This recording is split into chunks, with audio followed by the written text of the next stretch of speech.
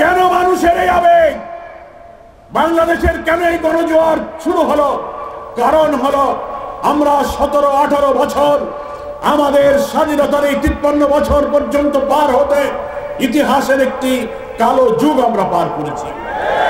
অর্থনৈতিক নিপীড়ন, রাজনৈতিক নির্যাতন, বিচার ব্যবস্থায় বৈষম্য করে জুলুম, প্রতিপক্ষকে তছনছ করে দিয়ে কর্তৃত্ববাদী শাসন প্রতিষ্ঠার অপচেষ্টা, ভাত কাপড় শিক্ষা চিকিৎসা বাসস্থানের মতো মানুষের মৌলিক মানবীয় প্রয়োজন, আর্থসামাজিক অবস্থা সব কিছুকে ধ্বংস করে দিয়ে এক ব্যক্তি, এক দল, এক পরিবারের হাতে কর্তৃত্ববাদী শাসনের জন্য একটি ফ্যাসিবাদ পয়দা হয়েছিল। আমাদের গণতান্ত্রিক অধিকার ছিল না, আমাদের কোনো ভোটাধিকার ছিল না। 14, 18, 24 তিনটা জাতীয় নির্বাচনে আমরা ভোট দিতে পারি নাই। হাজার হাজার লোককে হত্যা করেছে, গ্রেফতার করেছে, ক্রস ফায়ারে দিয়েছে, আয়না ঘরে নিয়েছে, গুলি করে লাশ পুড়িয়ে ছাই করেছে, হেলিকপ্টারে নিজের দেশের মানুষকে গুলি করেছে। এই 17-18 বছরের সেই 2006 সালের 28 অক্টোবর ঢাকার পল্টনে সমস্ত খুনের মাস্টার মাইন্ড শেখ হাসিনা তার নির্দেশে লগি বৈঠা দিয়ে 7 জনকে পিটিয়ে সাপের মতো হত্যা করে তাদের মৃত দেহের উপরে দাঁড়িয়ে নাচানাচি করেছিল। সেই দিন থেকে এই 24 সালের 5 আগস্ট প্রায় 17-18 বছর ইতিহাসের কালো যুগ আমরা পার করেছি।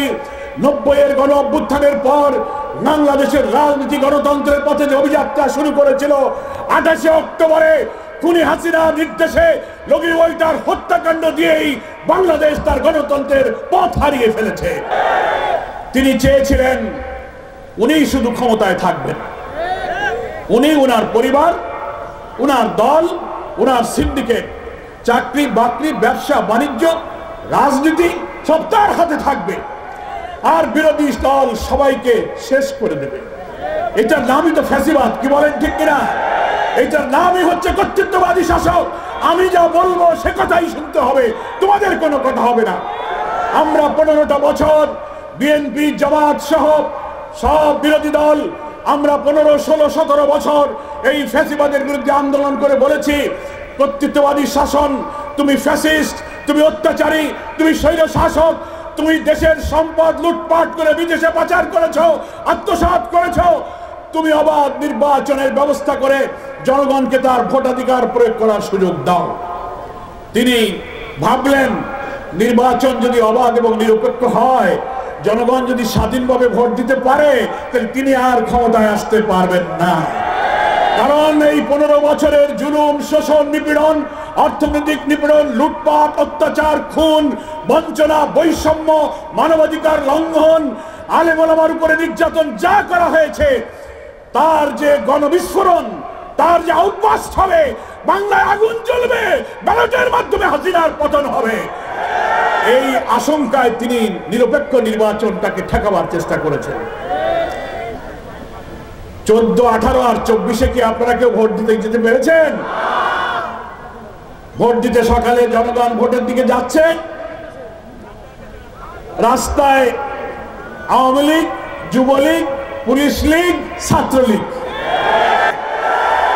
এই সমস্ত খুন, হত্যা, নির্যাতন, ক্রসফায়ারের মাস্টার মাইন্ড হচ্ছে শেখ হাসিনা। উনি ট্রাইব্যুনাল বানিয়েছিলেন, ইসলামী আন্দোলনকে উনি শেষ করে দেবেন। 5 আগস্টের 4 দিন আগে ওনার মাথাটা গরম হয়ে গেল। কোটি কোটি মানুষের উত্তাল আন্দোলন ঠেকাবার জন্য ইবলিস উনাকে বুদ্ধি দিল যে সব সমস্যা হলো আর জামাত শিবির, এইটারে ঠেকাও। কি বলেন ঠিক কিনা? উনি মনে করলেন যে জামাত শিবিরকে নিষিদ্ধ করলে বোধহয় ক্ষমতায় থাকা যাবে। ভাইরে, মরণের সময় হুঁশ থাকে না। দেখবেন সাগরের ঢেউয়ের মধ্যে যদি কেউ ডুবে মরতে যায়, চারিদিকে হাত লায়, ডুবে যাচ্ছে, বাঁচবে কি করে? সাগর দিয়ে কচুরি পানা, শ্যাওলা পানা যেতে দেখলে শ্যাওলা ধরে বাঁচতে চায়, শ্যাওলা ধরে কি বাঁচা যায়? উনি 5 আগস্টের 4 দিন আগে সিদ্ধান্ত নিয়ে বললেন যে বাংলাদেশে যত আন্দোলন হচ্ছে, সন্ত্রাস হচ্ছে, সব জামাত শিবির করতেছে। উনি আইন করে জামাত শিবিরকে নিষিদ্ধ করে দিলেন। মহান আল্লাহ তাআলার ইচ্ছা না হলে মানুষের ইচ্ছা পূরণ হয় না। ওয়া মা তাশাউনা ইল্লা আইয়াশা আল্লাহু রাব্বুল আলামিন। আল্লাহ তাআলা বেশি সময় দিলেন না দাম্ভিক, অহংকারী, প্রতিহিংসা পরায়ণ শাসকদেরকে। আল্লাহ কিছুটা হয়তো ছাড় দেন, কিন্তু একদম ছেড়ে দেন না। জামাত শিবিরের উপরে হাত দেওয়ার 4 দিনের মাথায় আল্লাহ তাআলা তাকে নিষিদ্ধ করে দিলেন। কাপুরুষের মতো পালিয়ে যেখানকার মাল সেখানে ফিরে গেলেন। আর জামাত ইসলামী আর ইসলামী ছাত্র শিবিরকে মহান আল্লাহ পাক মর্যাদা আকাশে উন্নীত করে দিলেন। আমরা সেদিন কারাগারে ছিলাম খুলনায়, হাজার হাজার বন্দী টেলিভিশনে দেখতে পাচ্ছি। সেনাপ্রধান জাতির উদ্দেশ্যে ভাষণ দিচ্ছেন, সাংবাদিকরা প্রশ্ন করছে, আপনি যে রাজনৈতিক নেতাদের উদ্দেশ্যে যে মিটিং করলেন, আপনার মিটিং এ কারা কারা ছিল?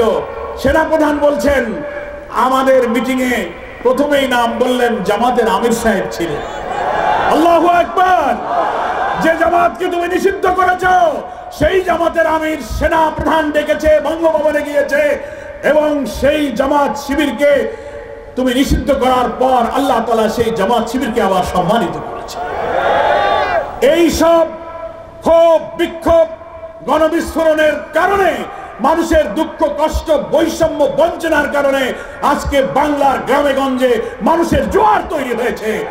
ফ্যাসিবাদ বিদায় নিয়েছে, এখন আমরা নতুন বাংলাদেশ গড়তে চাই। কি বলেন ঠিক কিনা? আমাদের সোনার সন্তানেরা রাজপথে আন্দোলন